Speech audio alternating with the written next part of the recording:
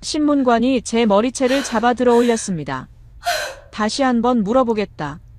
누가 도왔냐? 저는 아무 말도 하지 않았습니다.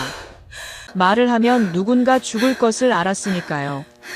그 사람이 저를 다시 바닥에 내동댕이 쳤을 때 저는 차갑고 축축한 콘크리트 냄새를 맡으며 생각했습니다.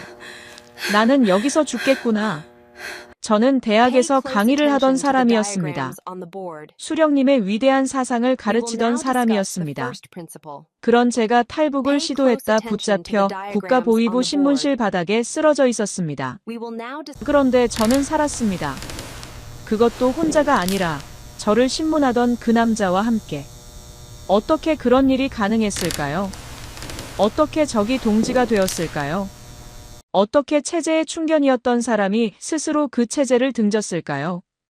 그 답이 궁금하시다면 지금 구독과 좋아요 눌러주세요. 이건 2번의 탈출과 1명의 신문관과 그리고 목숨을 건 설득에 관한 이야기입니다. 지금부터 시작합니다. 저는 그때 32살이었습니다. 매일 아침 6시면 일어나 인민복을 챙겨 입고 자전거를 타고 강의동으로 향했습니다. 평양의 봄은 유독 먼지가 많습니다. 대동강 바람이 불어오면 가로수 잎이 흔들리고 붉은 구호 현수막들이 펄럭였습니다. 저는 그 길을 지날 때마다 뭔가 자랑스러운 감정을 느꼈습니다. 제가 이 나라에서 가장 명예로운 대학에 서 있다는 사실이. 저는 김일성 종합대학에서 주체사상을 강의했습니다. 북한에서 주체사상 강의를 맡는다는 건 단순한 직업이 아닙니다. 당의 신임을 받은 사람, 성분이 깨끗한 사람, 혁명의 계승자로 인정받은 사람만이 설 수 있는 자리입니다. 저는 그 자리에 서 있었고 그 사실을 자랑스럽게 여겼습니다. 강의실 앞쪽 벽에는 언제나 2분의 초상화가 걸려 있었습니다. 김일성 수령님과 김정일 장군님. 수업을 시작하기 전 학생들은 반드시 그 앞에서 예를 갖춰야 했습니다. 저도 마찬가지였습니다. 그건 형식이 아니었습니다. 적어도 저는 그렇게 믿었습니다. 수업 내용은 정해져 있었습니다. 주체사상의 핵심 원리 수령님의 교시, 미제국주의의 만행, 그리고 우리 인민이 왜 단결해야 하는가. 저는 그 내용을 외우다시피 했고 학생들에게 힘있게 전달했습니다. 학생들 눈빛이 빛날 때 저는 제가 제대로 된 일을 하고 있다고 느꼈습니다. 퇴근 후에는 인민반 모임이 있었습니다. 북한에는 인민반이라는 주거단위 조직이 있는데 한 구역에 사는 주민들이 정기적으로 모여 생활 총화를 합니다. 자신의 잘못을 스스로 고백하고 이웃의 동향을 보고하는 자리입니다. 지금 생각하면 서로가 서로를 감시하는 구조였지만 그때는 그게 당연한 공동체 생활이라고 생각했습니다. 배급은 들쭉날쭉했습니다. 어떤 달은 식량이 충분했고 어떤 달은 옥수수죽으로 버텨야 했습니다. 저는 대학 소속이었기 때문에 일반 주민보다 조금 나은 배급을 받았습니다. 그 차이가 당연하다고 생각했습니다. 더 중요한 일을 하는 사람이 더 많이 받는 것이라고. 지금은 압니다. 그게 특권이 아니라 통제 수단이었다는 것을. 어머니는 늘 조용한 분이셨습니다. 아버지는 제가 어렸을 때 군에서 돌아가셨고 어머니 혼자 저와 남동생을 키우셨습니다. 어머니는 밥상 앞에서도 목소리를 낮춰 말씀하셨습니다. 벽에 귀가 있다는 걸 몸으로 아는 세대셨습니다. 저는 그때 어머니가 왜 그렇게 말씀하시는지 잘 몰랐습니다. 그러던 어느 날이었습니다. 같은 과 동료 강사가 갑자기 보이지 않았습니다. 어제까지 함께 점심을 먹었는데 다음 날 아침 그의 자리가 비어 있었습니다. 아무도 어디 갔냐고 묻지 않았습니다. 저도 묻지 않았습니다. 북한에서 누군가 갑자기 사라지면 묻지 않는 것이 살아남는 방법이라는 걸 말로 배운 적 없지만 몸이 먼저 알고 있었습니다.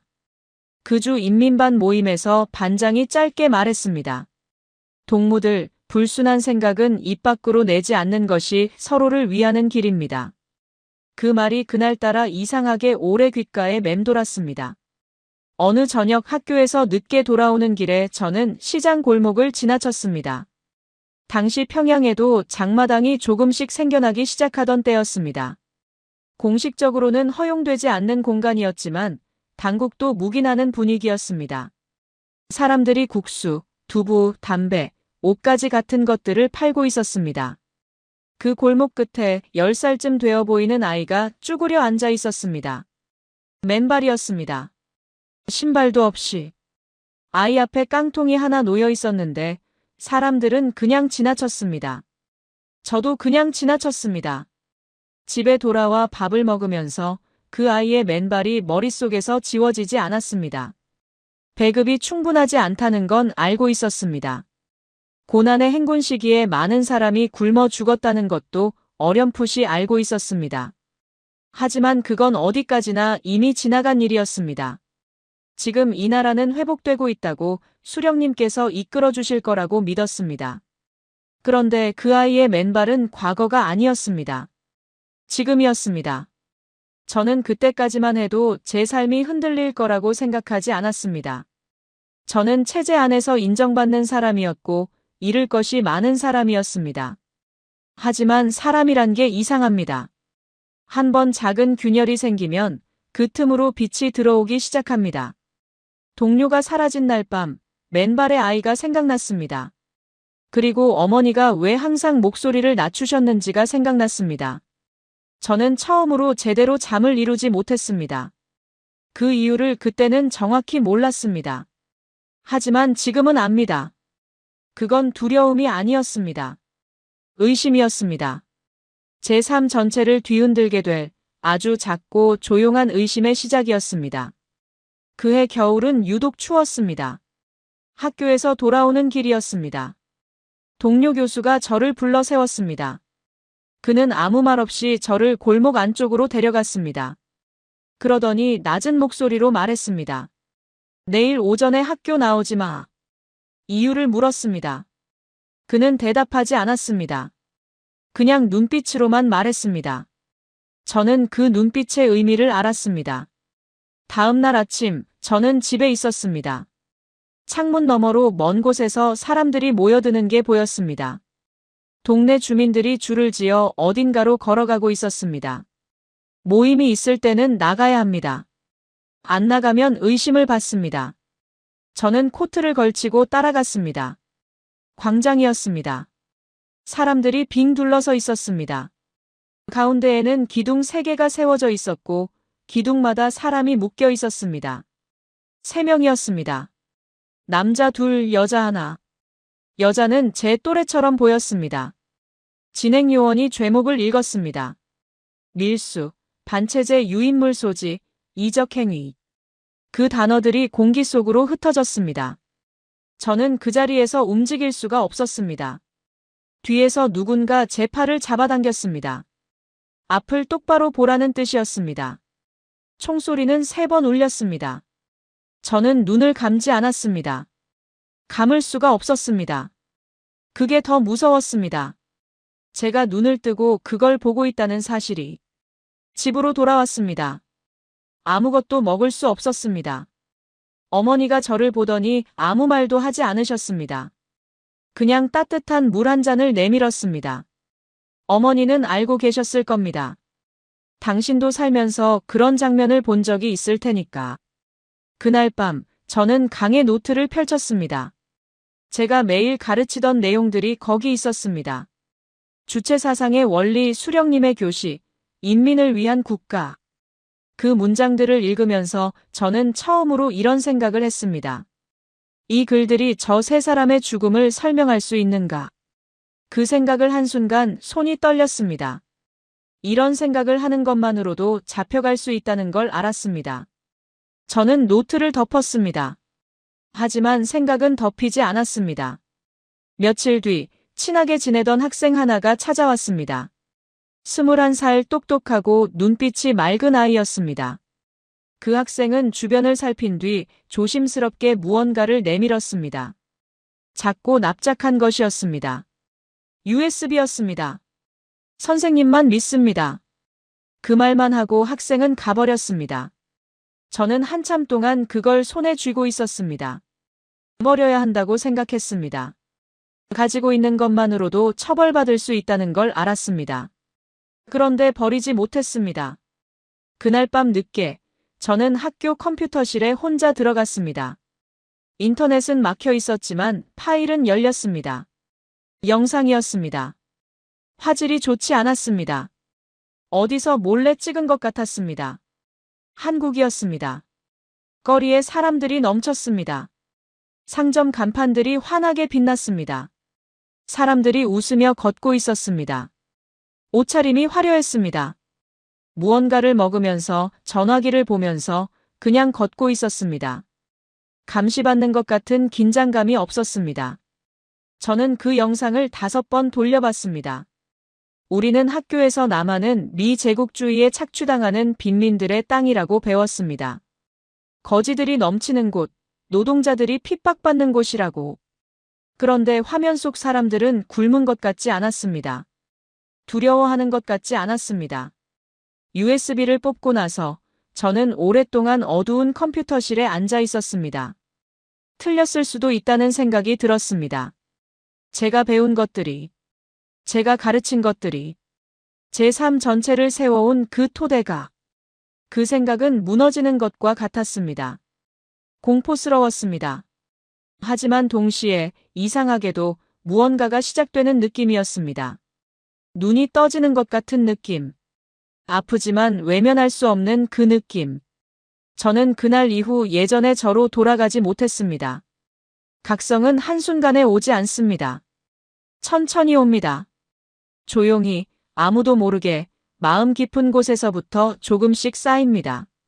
저는 그 이후로도 3년을 평양에서 살았습니다.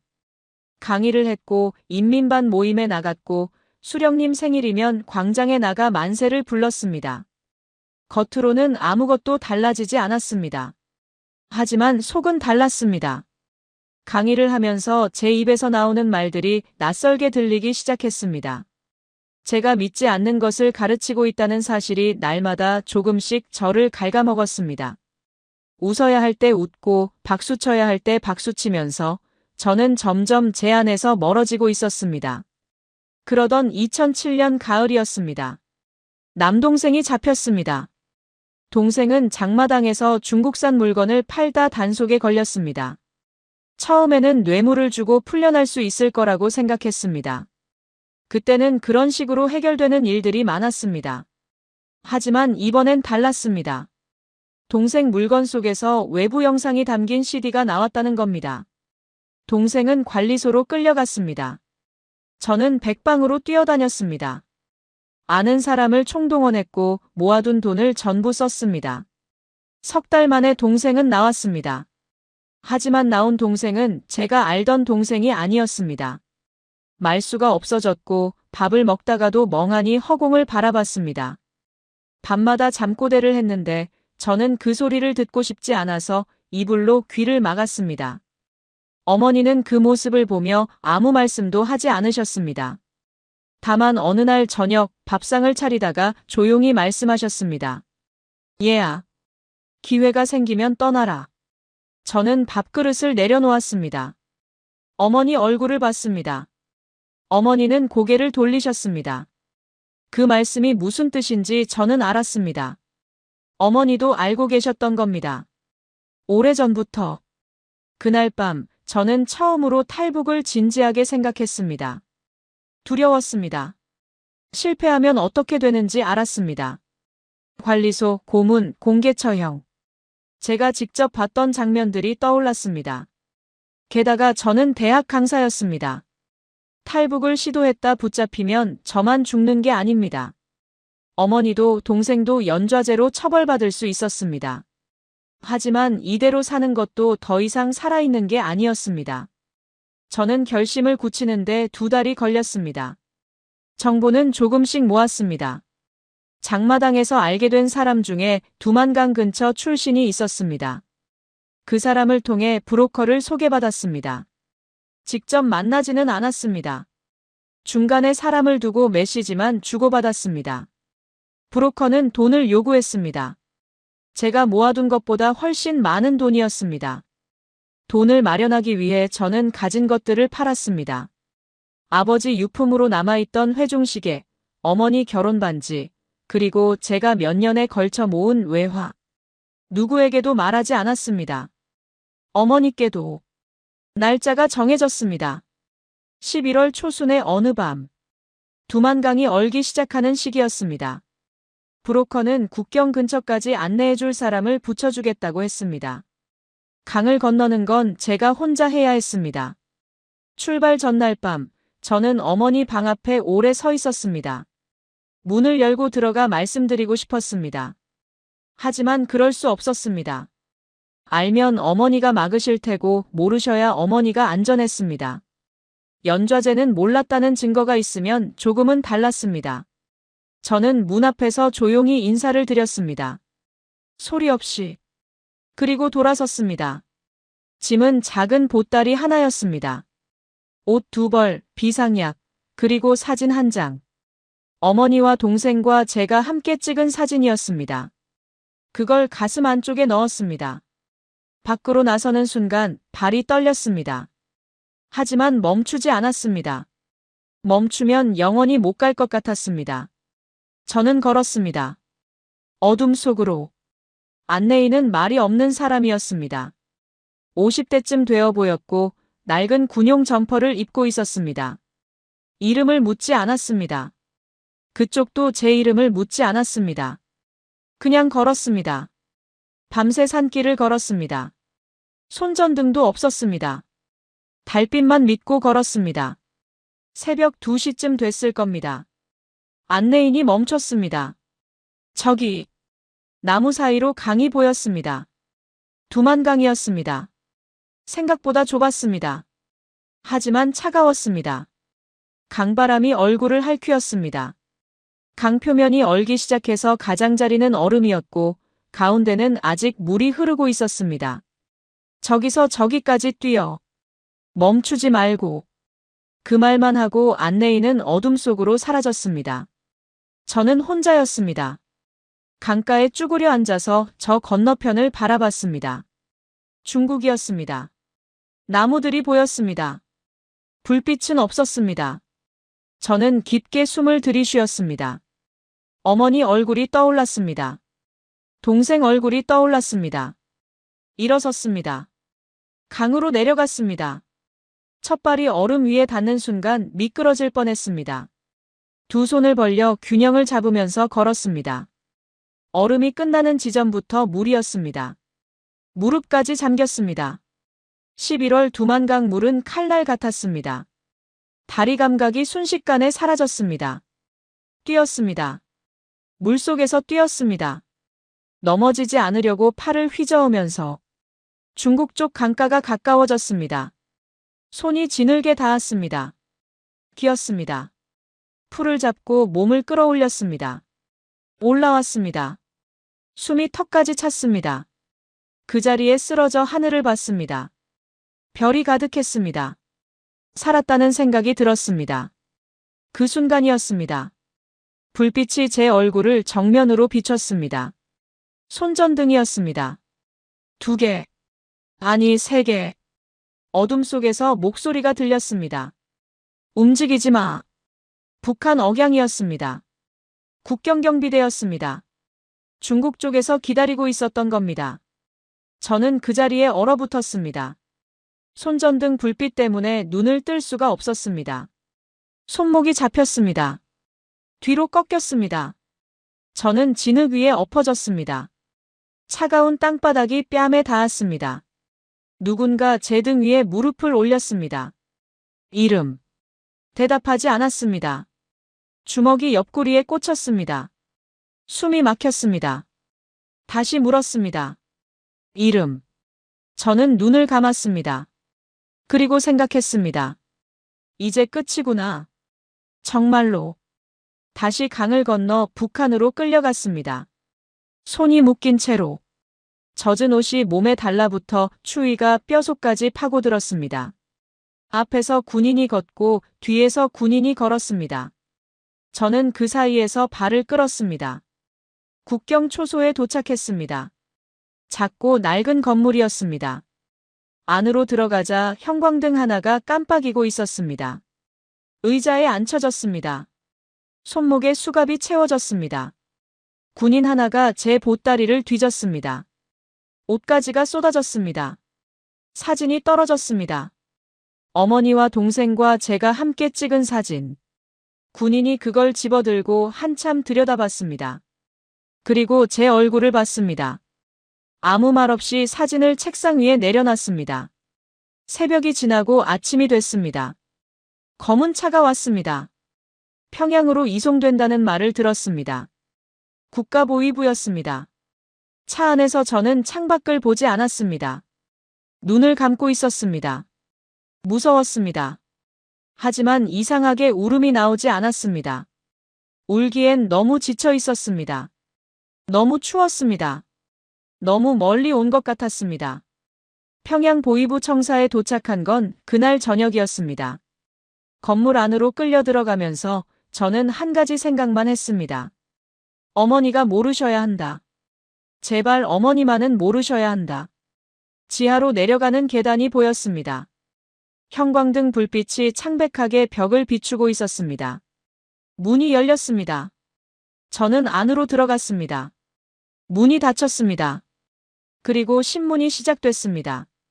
신문실은 생각보다 작았습니다. 2평 남짓한 공간이었습니다.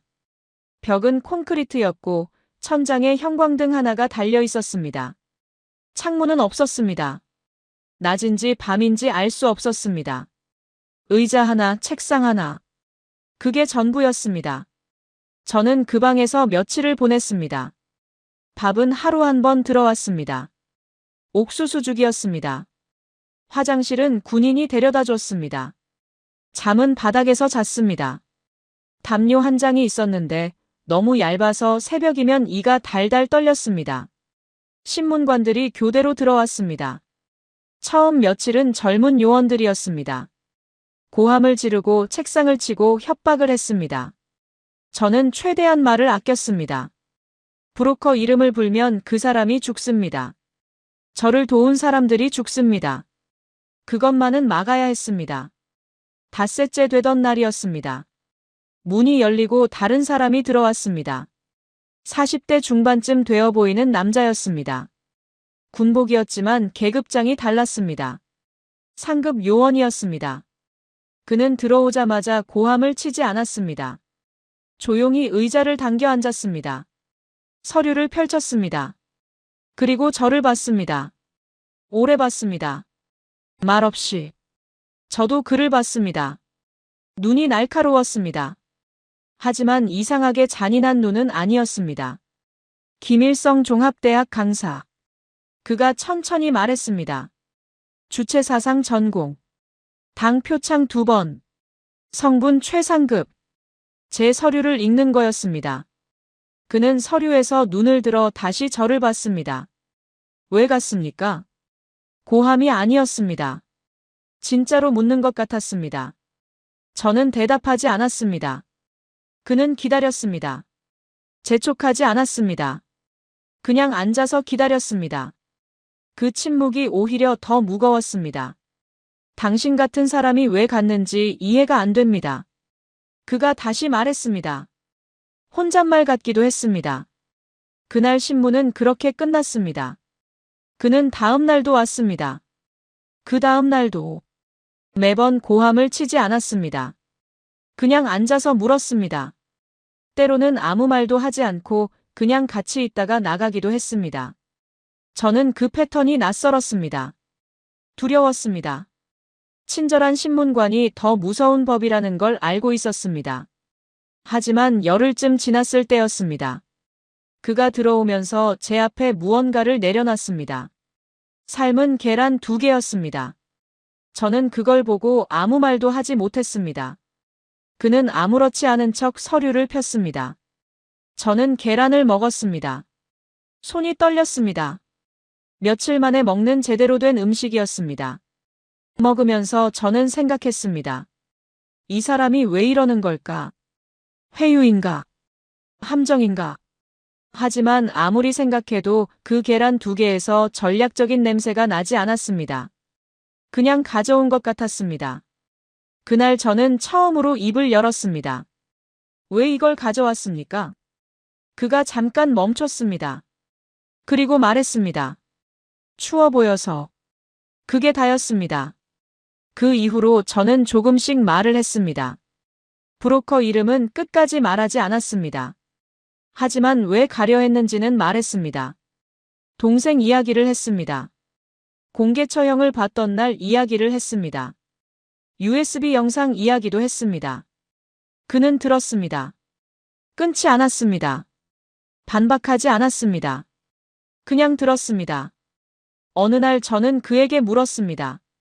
당신은 이 일을 하면서 한 번도 의심한 적 없습니까? 위험한 질문이었습니다.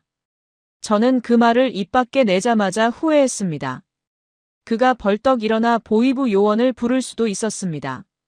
그러면 저는 끝이었습니다. 그는 일어나지 않았습니다. 오래 저를 봤습니다. 그리고 시선을 창문 없는 벽으로 돌렸습니다. 아무 말도 하지 않았습니다. 하지만 그 침묵 속에 뭔가가 있었습니다. 저는 느꼈습니다. 이 사람도 흔들리고 있다는 것을. 신문은 2달 동안 이어졌습니다. 저는 결국 노동교화형 2년을 선고받았습니다. 교화소로 이송되기 전날 밤, 그가 마지막으로 신문실에 들어왔습니다. 그는 한참 동안 아무 말도 하지 않았습니다. 그러다 일어나려는 순간 조용히 말했습니다. 살아서 나오시오. 저는 그 말의 무게를 그때는 다 알지 못했습니다. 교화소에서 2년을 버텼습니다. 버텼다는 표현 외에는 달리 설명할 방법이 없습니다. 그 시간은 여기서 다 말하기 어렵습니다. 다만 저는 살아서 나왔습니다. 그 사람 말대로. 그리고 출소하고 6달 뒤, 저는 그 신문관을 다시 만났습니다. 그가 먼저 찾아왔습니다. 그가 찾아온 건 저녁이었습니다. 노크도 없이 문이 열렸습니다. 저는 순간 몸이 굳었습니다. 보위부 요원이 다시 온 줄 알았습니다. 하지만 그였습니다. 사복 차림이었습니다. 군복이 아니었습니다. 그게 더 낯설었습니다. 그는 안으로 들어오지 않았습니다. 문 앞에 서서 말했습니다. 나갈 생각 있습니까? 저는 아무 말도 하지 못했습니다. 그가 무슨 말을 하는 건지 알았습니다. 하지만 믿기지 않았습니다. 이 사람이 저를 신문했던 사람이었습니다. 저를 교화소로 보낸 사람이었습니다.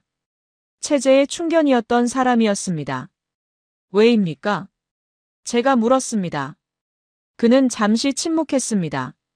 그러더니 주머니에서 접힌 종이 하나를 꺼냈습니다. 제 앞에 내밀었습니다. 펼쳤습니다. 손으로 쓴 글이었습니다. 그의 딸 이름이 있었습니다. 나이는 16. 그 아래 짧은 문장이 있었습니다. 이 아이에게는 다른 세상을 보여주고 싶습니다. 저는 그 종이를 오래 들여다봤습니다. 고개를 들어 글을 봤습니다. 그의 눈이 흔들리고 있었습니다. 저는 그때 알았습니다. 이 사람이 저를 신문하던 2달 동안 그도 무언가가 무너지고 있었다는 것을. 언제입니까? 제가 물었습니다. 모름 뒤. 그게 우리의 계약이었습니다. 준비는 그가 했습니다. 저보다 훨씬 많은 것을 알고 있었습니다. 국경 경비 교대 시간, 순찰 루트, 뇌물이 통하는 지점. 보위부에서 일한 세월이 역으로 쓰이는 순간이었습니다. 저는 그저 그가 시키는 대로 움직였습니다. 그의 딸은 16살이었습니다. 이름은 말하지 않겠습니다. 작고 말수가 없는 아이였습니다. 출발 전날 밤, 그 아이가 제 손을 잡았습니다. 아무 말도 하지 않았습니다. 그냥 꼭 쥐었습니다. 저는 그 손을 꼭 쥐어 돌려줬습니다. 출발은 새벽 3시였습니다. 3명이었습니다. 그와 저, 그리고 그의 딸. 이번엔 두만강이 아니었습니다. 그가 다른 루트를 알고 있었습니다. 산을 넘는 길이었습니다.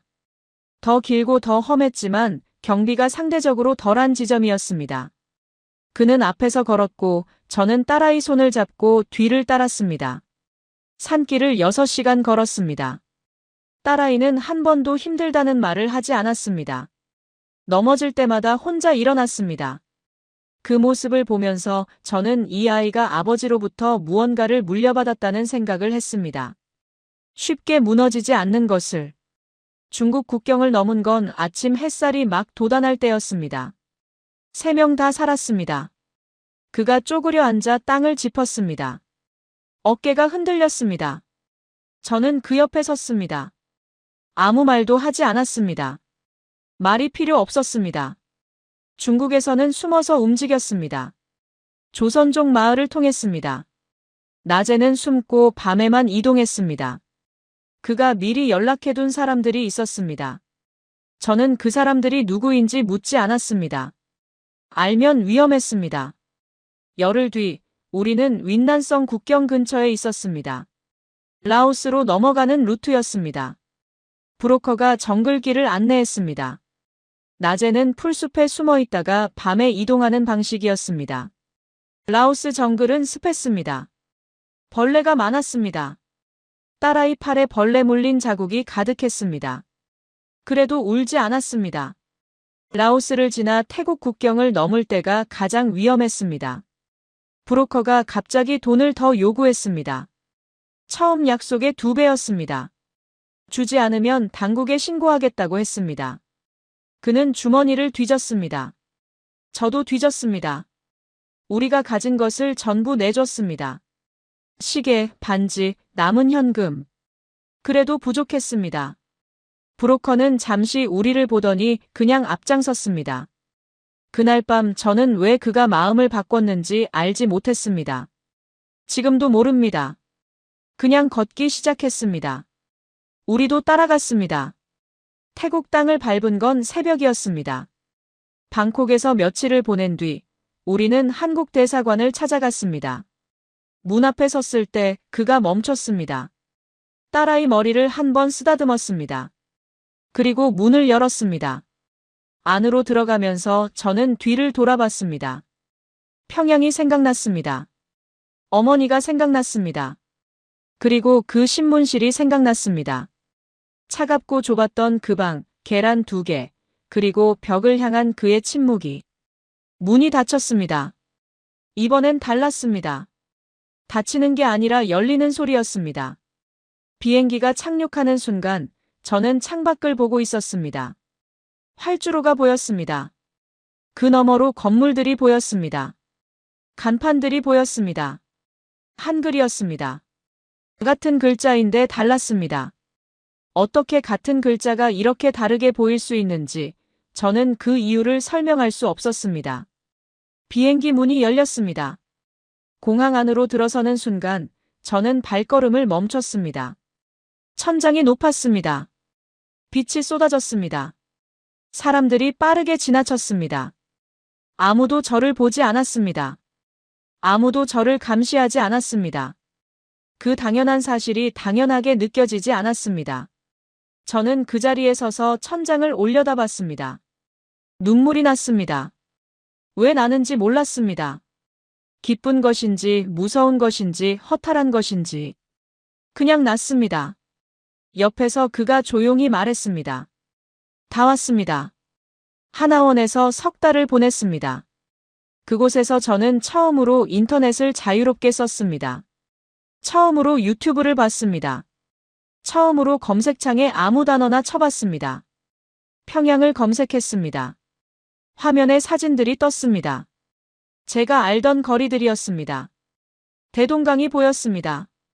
가슴이 아팠습니다. 어머니가 거기 있었습니다. 동생이 거기 있었습니다. 저는 화면을 닫았습니다. 한참 후에 다시 열었습니다.